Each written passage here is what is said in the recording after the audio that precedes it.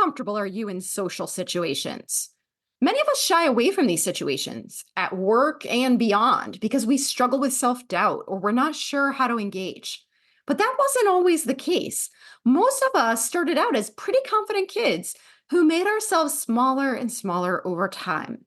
This week, I'm talking with Devon O'Brien Ash, founder of Social Fluency, about how to build our confidence through social competence. Here we explore how small changes to our social behaviors can boost our confidence and change the way we see ourselves. Thank you so much, as always, for listening. Welcome to the Impostor Syndrome Files. My name is Kim Meninger, and as an executive coach and former high-tech leader, my personal mission is to help professionals overcome imposter syndrome so that you can advance your career with confidence.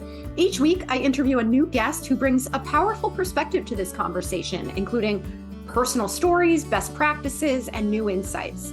The more we talk about this issue, the more we destigmatize imposter syndrome, recognize that we're not alone, and empower ourselves to access the tools and resources that can help us and those around us. Thank you so much for listening and for sharing with others you think would benefit from this conversation.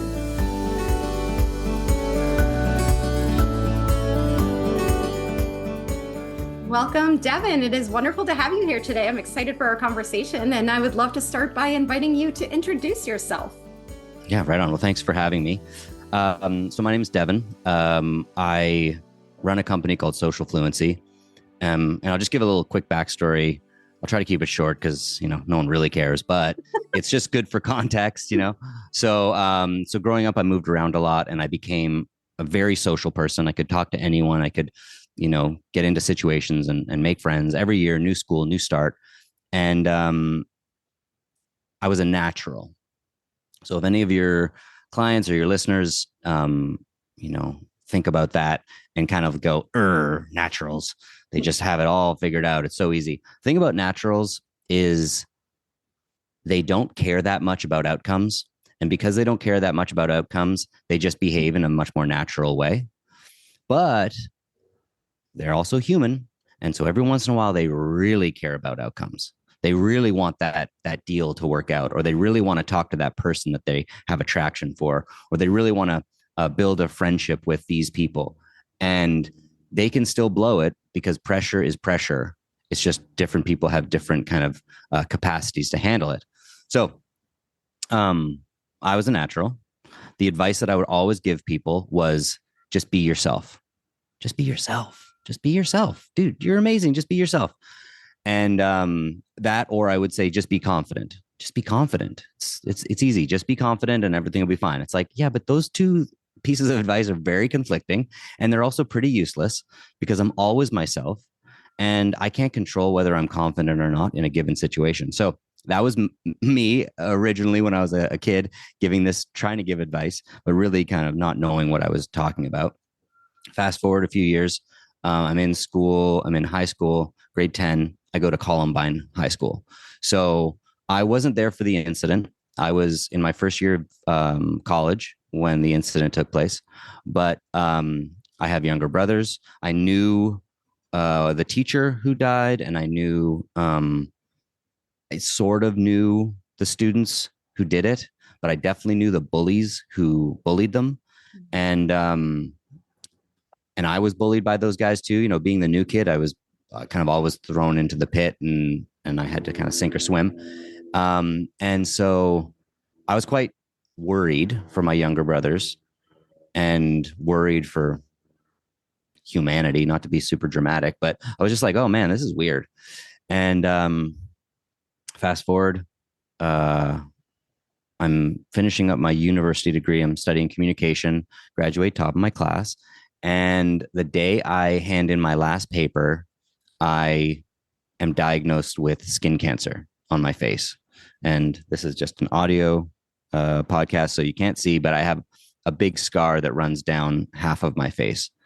And I'm 23, and this is the real world that everyone's been telling me about and telling me I was going to be, getting into, is this real world. And I went into a depression. I became really reclusive. I wouldn't, talk to new people. I just kind of stay huddled up with my friend circle. And I realized like, oh, this is like a friend circle that's going to dry up over time. You know, they're all going to go get married or go travel and move somewhere else. And if I just watch this, resource dry up, then one day I'm just going to be alone. So I need to redevelop this skill that I used to have. And so I started looking at evolutionary psychology. I started looking at cognitive behavior therapy. I started looking at like the seduction arts and stuff like that, trying to find my way to the life that I had been promised, by myself in my younger life. Like, oh, it's just life is fun and it's an adventure. And so I became obsessed and I became dedicated. And so I started integrating these things that I was reading about and learning and started applying them. And then I started working with my best friend, and this was like 16 years ago. And then we kind of cauterized it into a system called Social Fluency. And, we'll cover what we talk about, as a training methodology, but generally it's body language, it's conversation, it's humor, it's assertiveness, it's being able to engage with strangers.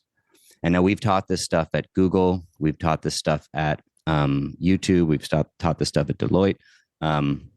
We've worked with a bunch of big tech companies down in Silicon Valley, teaching their teams how to be more social. And so we do corporate training and we do, working with individuals. A lot of them are singles, but a lot of them are married and just want to have agency over the social side of their life. So that's my little spiel for you.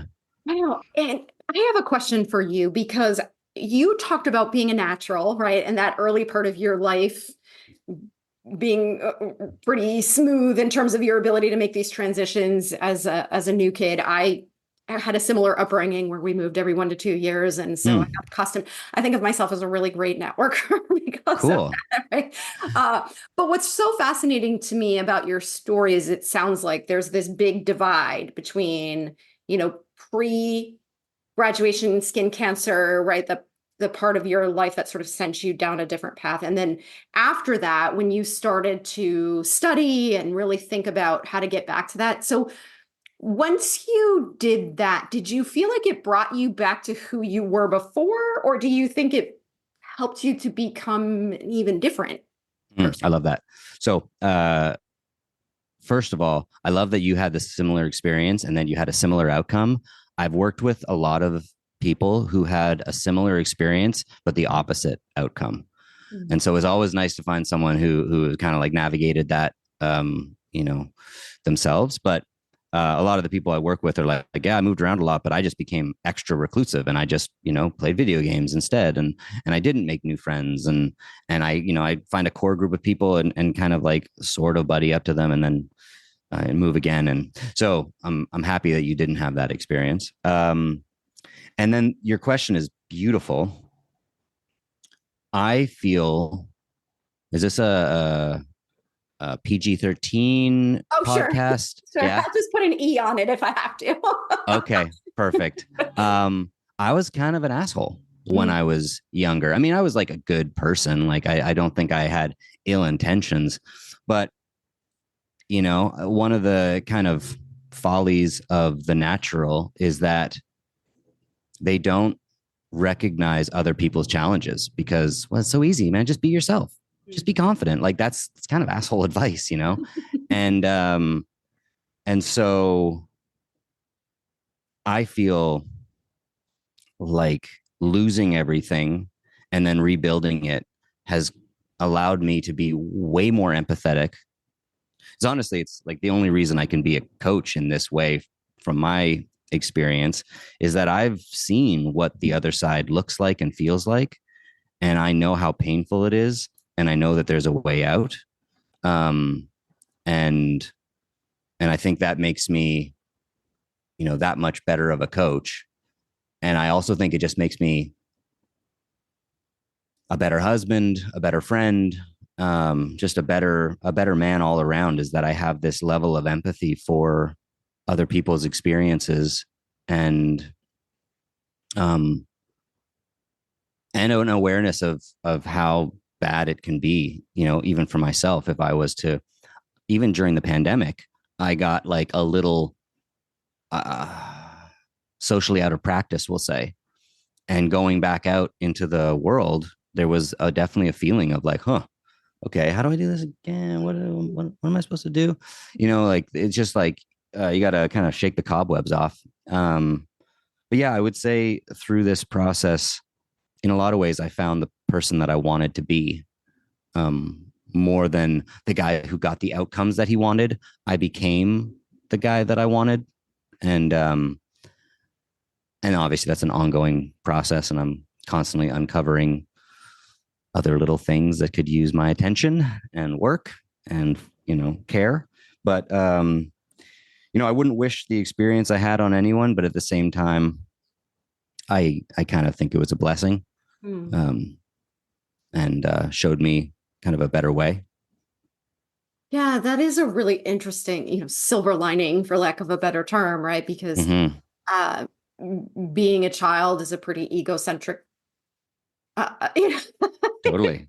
experience Totally. to begin with. And I think that, many of us have that like humbling moment where we realize that there's more, more to life than just our own uh, needs and enjoyment and things like that. So I think that with what you're describing as sort of the new and improved version of you with the empathy is really Yeah. important. Yeah, totally. I mean, I think it has made me a much more well-rounded person. And I'm like, I guess 23, I'm 44 now. So it's gonna be like a halfway point in my life pretty soon, before and after. And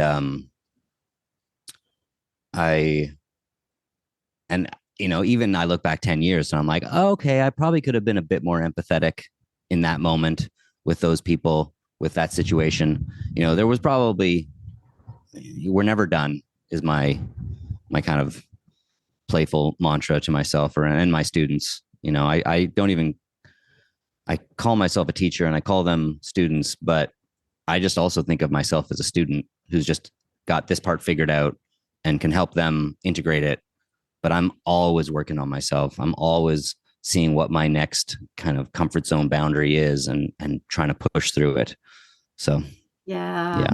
Yeah. And can we talk for a moment about the people you serve? Because I think this empathy piece is really important. I am pretty extroverted, pretty comfortable in new situations, as we've been talking about. So sometimes I do forget that that can be a crippling experience for other people. And so, Yeah. what is the, what are sort of the primary pain points that the people you serve are experiencing? How is it disrupting their lives? What is it that they're struggling to do? Mm-hmm. Yeah. Well, I mean, your podcast is aptly named, because a lot of people, you know, well, one, they don't even get to the point where there is the imposter syndrome because they don't put themselves in situations where they're challenged at all, or they're just outside of their comfort zone. Like the nature of having the imposter syndrome experience is like, oh, I'm doing something that's a little bigger than I thought I was capable of. And now I feel like I'm unworthy. A lot of the people I work with aren't even going there. They're limiting themselves in even raising their hand for the promotion. So they never have to experience imposter syndrome because they never put themselves in a situation where they might be an imposter. Mm. Um, so it's yeah, people holding themselves back in their career for sure. That's a huge part. It's people holding themselves back socially and not having the community around them. There's like we're in a time where like the Surgeon General has said that this is the epidemic of our lifetime is loneliness, and the unhappiness graph is at all-time highs. And so the direct correlative to me is your social relationships. That is the key to a happy life. It's not more money. I think it's, a relationship with the spirit metaphysical side. I think that's a huge part of happiness. But I'd say, the area that I've focused on, certainly as a career, is your social relationships, your friendships, your community, the people around you that hold you in high esteem, the people who want to spend time with you rather than, kind of like, oh, they're coming. Okay, sure. They're like, oh, they're coming. Oh, amazing. Great. I'll be there. Like that difference is a absolute life-changing difference of how people perceive you. And so it's professional, it's like interpersonal social relationships, and then it's romantic. And I believe you're married, I'm married, and it's the best with the right person. Mm-hmm. It's a very important little caveat at the end there. It's the best with the right person. I hope that everyone gets to experience the level of love that I'm experiencing, and it's my desire to share that with people and help them find, not to sound like a fairy tale, but like true love, like a true caring for each other that is this deep. And so I'm particularly like on the little love bubble. We just celebrated 5 years married, so like 2 days ago. Congratulations. Happy Thank anniversary. you. Thank you. But I want people to experience love, to experience community, to experience esteem in their career. And the key to all of that is your ability to communicate, as far as I'm concerned. There's obviously, beliefs are a big part of that, but I focus on behaviors. My model is focus on these behavioral changes. And by changing your behaviors, you get new feedback from your environment, and getting new feedback from your environment starts to create more positive emotions. And those positive emotions kind of fortify those solid behaviors that we started with. And then you're in a positive cycle of beliefs. But people often focus on beliefs. Just work on your beliefs. If you change your beliefs, then everything else changes. And it's like, yeah, until you take that into the real world and someone just goes bump and smacks you on the head and says, no, you're not allowed here. And you're like, oh, and then you lose everything because your beliefs were sort of like, a kind of a sandcastle. And what I want to do is I want to like, add a little cement mixture to that sandcastle by creating foundational skills, again, like body language, conversation, humor, assertiveness, these tangible behavioral skills, which make people feel more confident. So one of my statements, kind of things that I throw around a lot, is confidence through competence.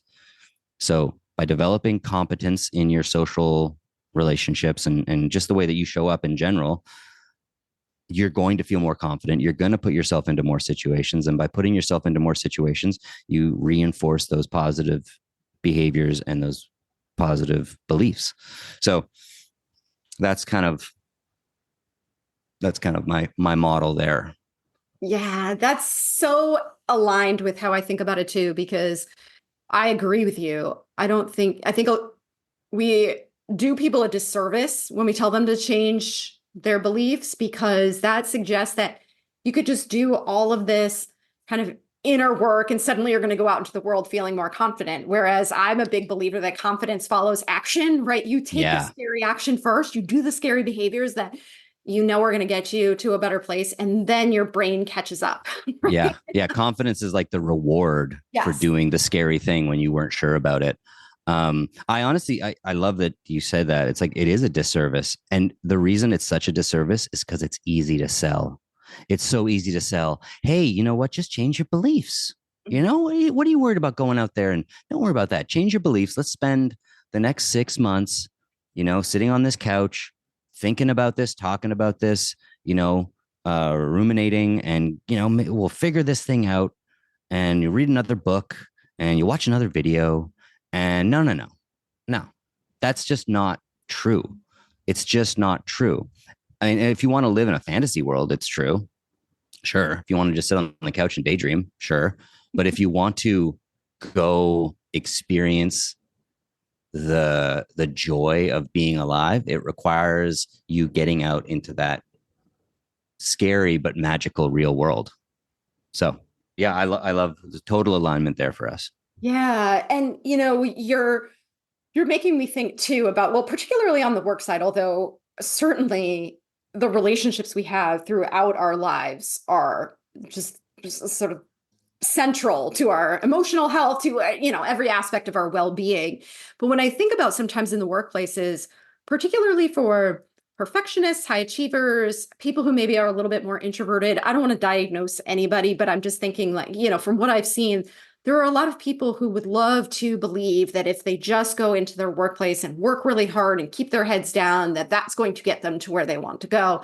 Whereas for me, I've always been a believer that relationships are the key to career success, not just because they open doors that wouldn't otherwise be open for you, but because you feel more confident when you feel like you know the people around you. If you're constantly in a room of strangers, you're always going to feel a little bit intimidated, a little bit uncertain about how people are going to behave. And so I wonder if you can talk a little bit about where you see the gap sometimes. Is the source of the challenge or the pain for many of the people that you work with personality? Is it that they've had bad experiences in the past? Like, what keeps them from doing the kinds of things that we're talking about?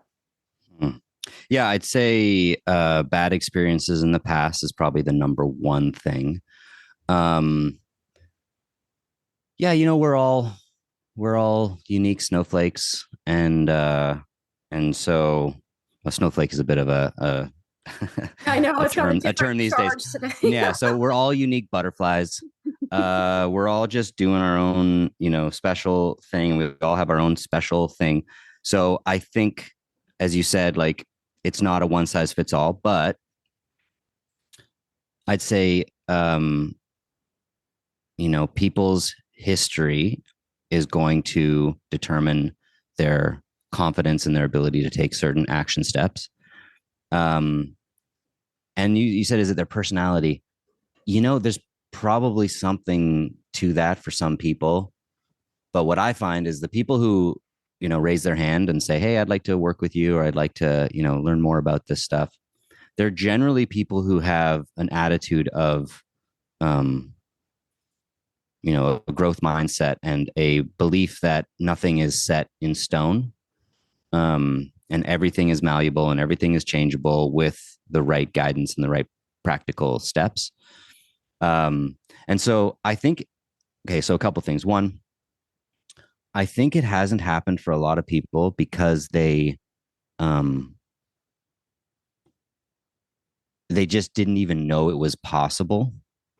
And so, listening to a podcast like this or, reading a particular book I kind of poo-pooed on reading another book, but sometimes reading a book is the thing that kind of like shakes something and makes you go, oh, wait, huh. And then you Google something and then you find this and then you find that. And then you sign up to work with a coach who can actually take you through these steps. And so in that way, I think a book can change your life. I just don't think a book alone can change your life. A book is kind of like the key that opens the door that takes you into this kingdom where you have to go explore, and it's a whole thing. But a book might be the first step. So I think a lot of people just don't even think, oh, I don't even know it was possible to change. I just thought I am who I am, and that's it. And the people treat me the way they do, and that's it. And that's just how it's meant to be. And it's like, yeah, well, until you change it. And then some people, have had bad experiences. They've maybe were raised in a certain way that has created, a series of habitual patterns in the way that they show up, and they're just reinforcing that over and over and over. And you meet people who sounds kind of mean, but they're just not very likable. You're just not that likable. They're either super bland or a little bit abrasive in the wrong way. And so, those people never know that they're those people. So, don't worry, it's not you, listener. But the thing is, you have to just recognize the proof's in the pudding. If you've got a world where people are turning away from you and you're getting more no's than you're getting yeses, then the likelihood is you might be one of those people or have like at least a soupçon of that person. So those people, when they kind of hit rock bottom or they have like a shocking event, they get divorced, they get fired from a job they thought they were killing it because they weren't a culture fit or something like that.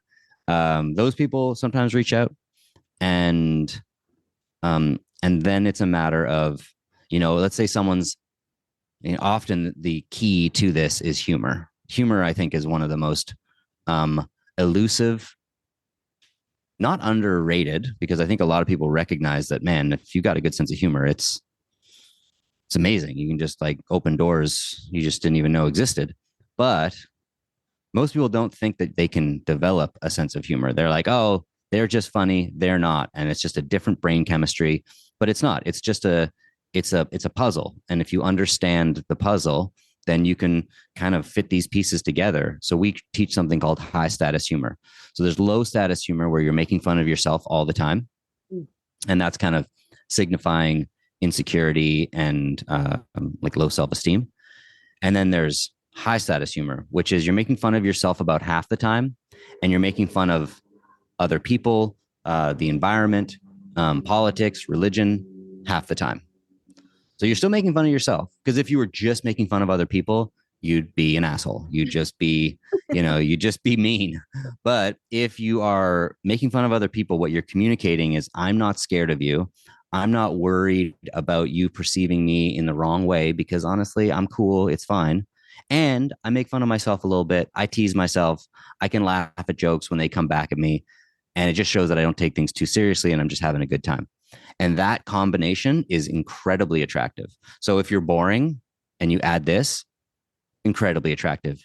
If you're a little abrasive and you add this, you can get, because abrasive people, they're more likely to set boundaries. They're more likely to kind of push their way through things, which is in a lot of ways great leadership. But if they're unlikable and you add some humor into that, then suddenly they're incredibly likable and they're getting shit done at the same time. So. Yeah. And one of the things that I think about, you said not taking yourself too seriously. When I think about humor, I don't think of myself as particularly funny, but I think of myself as someone who appreciates fun. Right. Nice. If I'm in a room with other people, I can appreciate other people's sense of humor, or I can contribute to it because I like a more lighthearted type of setting.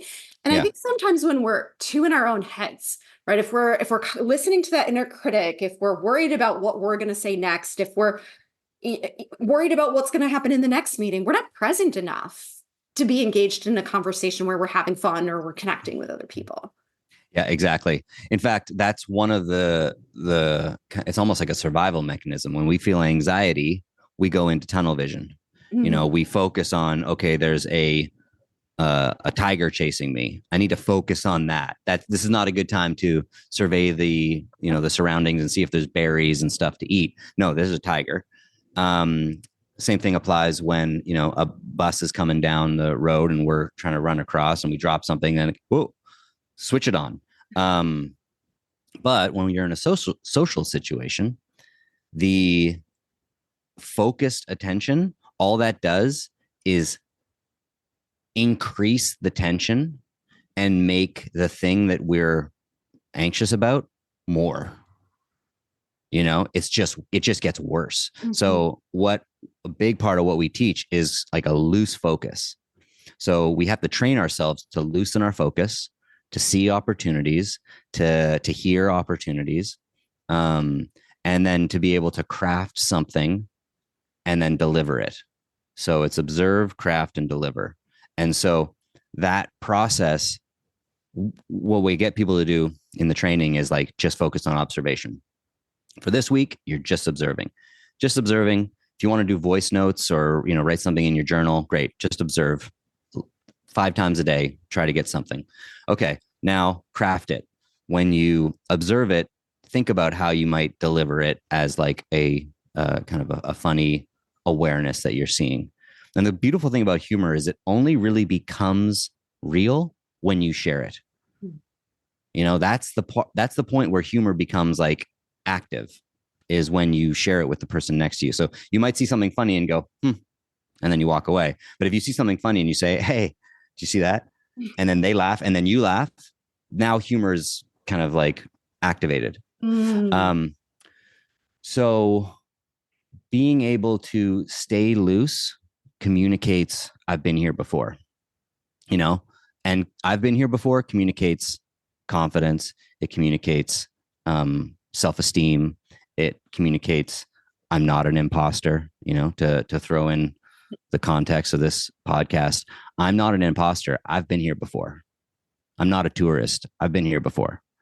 And so when you can develop these things, step by step, then over time, you have a series of tools that you can access. Different types of humor, when to be assertive, when to actually set a boundary with someone versus when to diffuse the tension and to be like, yeah, it's not that big of a deal. Let's just laugh it off. And there's different times for different kind of levels of engagement, different types of engagement. I'm not sure if I answered that question or I just went on a tangent. Yeah, no. This is really helpful because now what you're making me think about too, when you said I've been here before, is one of the things that I often say is we owe it to ourselves to pay attention to when we're showing up like we're a guest in someone else's house, right? Because when you show up as a guest in someone else's house, you're deferring to them on where you sit and you're waiting for them to offer you a drink. And you're not relaxed and feeling like, certainly there may be houses that we go to where we're more relaxed than others, but somebody you're meeting for the first time. So in meetings, if you're showing up as a guest in someone else's home, like you're waiting for someone to invite you into the conversation instead of you joining the conversation. And so I think that, when you talk about that whole idea of I've been here before, there's an element of I belong in this room, right? I'm not like I didn't just suddenly stumble into this space. Yeah, absolutely. Absolutely. I mean, that's such a beautiful metaphor too, of like being a guest versus being a host. And it's like a guest is, kind of like, oh, where should I sit? Is this a shoes on, shoes off house? Like, what's the situation there? Whereas a host is like, hey, let me take your jacket. Hey, how are you doing? Yeah. Shoes off would be great. Thank you so much. Cool. And then there's this attitude of like, leadership. It's like this magnanimous, like I love being a host in like, when I host parties or when, host events or whatever, I love that. But I also just love, I'm at a coffee shop and there's a person behind me and I'm like, you looking at this, pastry set over here? What do you think? What's going on? What's happening in your mind? Don't worry, I won't order it if you say you want to call that blueberry muffin. Like I just engage with people as if, this is my coffee shop and I'm, just waiting for my coffee though. So that is something, one of my students referred to it as like being the mayor. You're the mayor of this town. So you're walking around town and you're like, how's your day going? All right, you keep at it. Like you have maybe a little bit of delusion if you're just walking around like you're the mayor, but there's a subtle version of that it's incredibly attractive and really fun to be engaged with and a fun person to be. Like I'm in Vancouver, BC, and I've lived here for 20 years or so, and a little bit less, something like that though. And I love it. And I lived in one neighborhood, Kitsilano, which is kind of like the little beach town area of the city. And I felt like so some of my friends and definitely me referred to me as like the king of kits because I would walk around and every single time I'd go for a walk, I'd be, saying hi to little old ladies. I'd be running into friends, grabbing dinner with someone later that night. And like, it was just like, whenever I'd have guests in town and we just go for a walk down the beach, I just always run into people. And that just becomes, with true social fluency, that just becomes your life. Your neighborhood becomes your kingdom, and being like truly socially fluent is like the skeleton key to the city. It can get you into any door. It can create opportunities for you everywhere you go. And, it it is the water that we're all swimming in, is this social thing. So yeah, it's a key ingredient for just a generally good life. Yeah, and when you talk about the mayor, right? I think that's such a great thing for people listening who maybe are feeling a little bit intimidated by doing something like this in their work environment. It seems to me that a great practice ground is the outer world where you can be at the Starbucks or wherever you are looking at the pastries and just practice there when nothing, like, you're never going to see these people again, most likely. Like, what have you got to lose? And so to just look for those opportunities in really low stakes settings, on an elevator, in a random location, right? And then, like we talked about earlier, once you take those actions and you get the positive reinforcement, you're going to be more likely to want to do them in other settings. Yeah, absolutely. Generally, what I recommend is for my students would be very low risk hellos, good mornings in your neighborhood. If you're going to do higher risk things, like let's say, expressing that you think someone's attractive or that you like their outfit or something like that, I generally recommend starting in neighborhoods that aren't your own, so that the likelihood of running into that person again is lower. But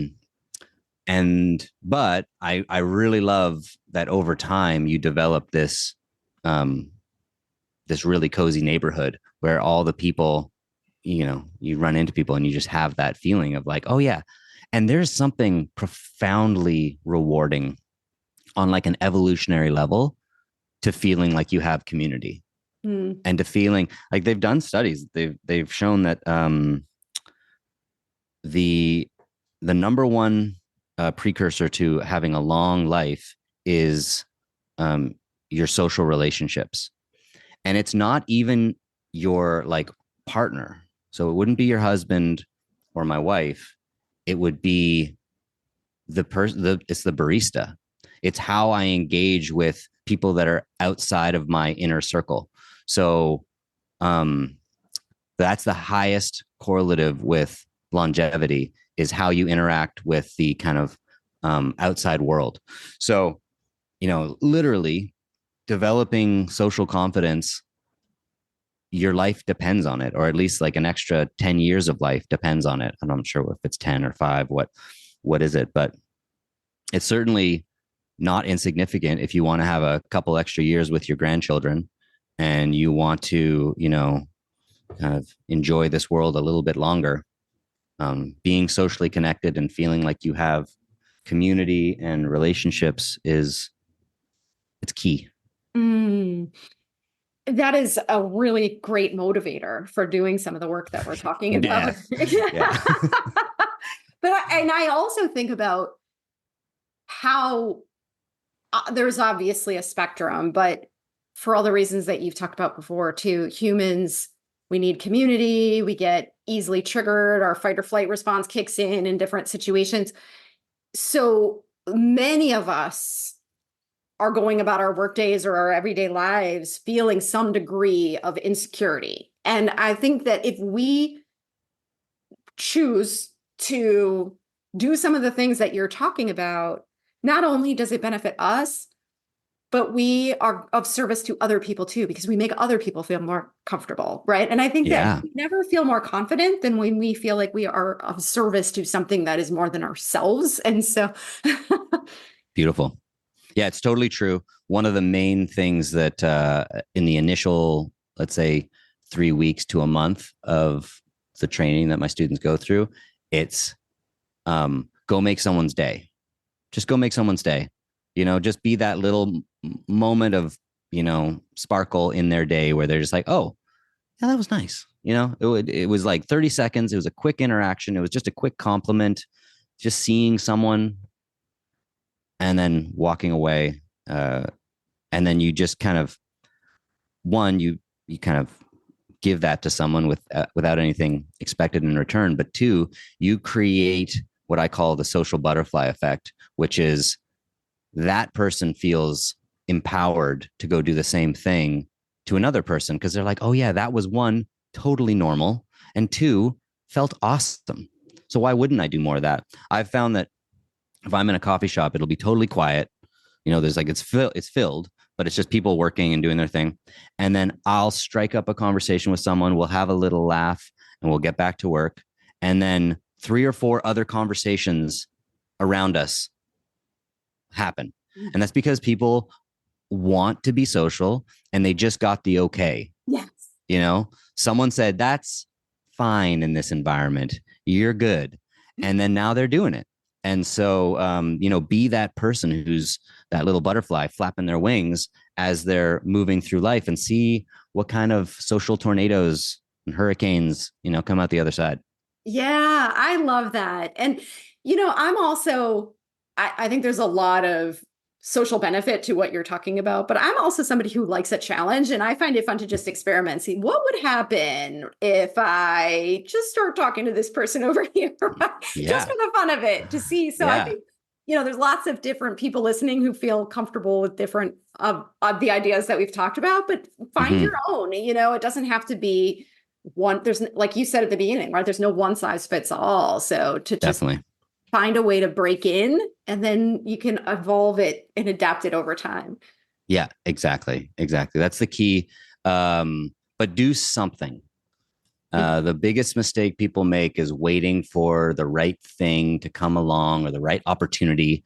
This is something that a lot of the students that I work with, they're not necessarily huge action takers. So they've been waiting and waiting and waiting for the right opportunity, waiting for the perfect window. And when that perfect window comes, they know they're going to be ready.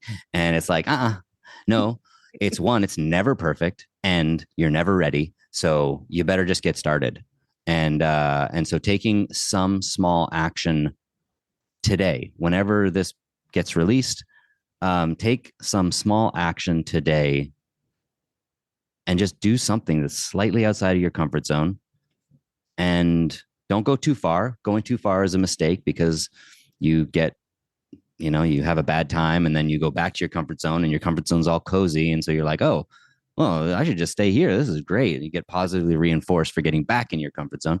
So what I'd rather is you just get just outside of your comfort zone, and then by choice, get back into your comfort zone, and then get out of your comfort zone. And then by choice, get back into your comfort zone, and then out of your comfort zone, and by choice. And what you do over time is you just expand that zone. And what once was uncomfortable is just mildly uncomfortable now. And what was mildly uncomfortable is fine. And that's the vision.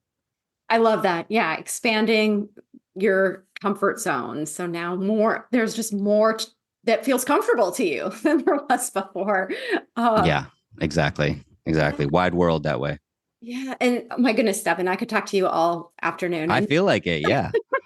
Well, I know a Joe Rogan length podcast here. Exactly. Just hang out, do some DMT. What a crazy show that is. I know. And so I know there is so much more to your work than, we have had the chance to touch on. And so where can people find you if they want more of you? Yeah, great.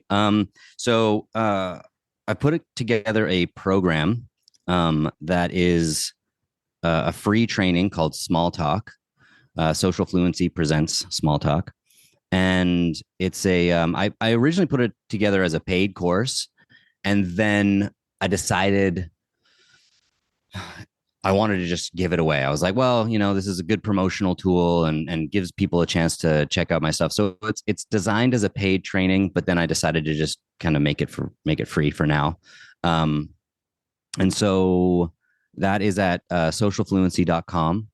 And people can find, it's got a specific thing at socialfluency.com/smalltalk-exclusive or something like that. But either way, I'm sure you can just add that to the show notes. I can send that to you. But I will put that. Perfect. But socialfluency.com is my website. And so if they're looking to become more, and the thing is, this is an important kind of message for people to understand. It's not about becoming Captain Confidence and the loudest voice in the room and super extroverted, it's not that. It's a quiet confidence is a really powerful thing that you can develop through understanding how the social realm works on like a theoretical level, and then going out and applying small little things and realizing that within you there is a social person, because every one of us is a social person. You look at a kid who's like 4 or 5 and they hold eye contact with people. They set boundaries with people. They laugh really loud. They speak really loud. They take up physical space. They do all these things that are kind of like a lot of adults would look at as another adult doing it and go, wow, they're so confident. And it's like, yeah, you were that kid at one point. So we, over time, sort of change the way that we show up to protect ourselves, to kind of make ourselves smaller. And so with Social Fluency and the work that you're doing, I'm sure as well, you get to expand that, and you get to come back to that inner child who is playful and curious and wants to explore and wants to make friends. And because you want to, you want to, you just don't have the skills, and there feels like there's like this force field around you that you can't get through, or people just kind of turn away from you. With a little bit of training, that can all change. So that would be my little final hurrah pitch.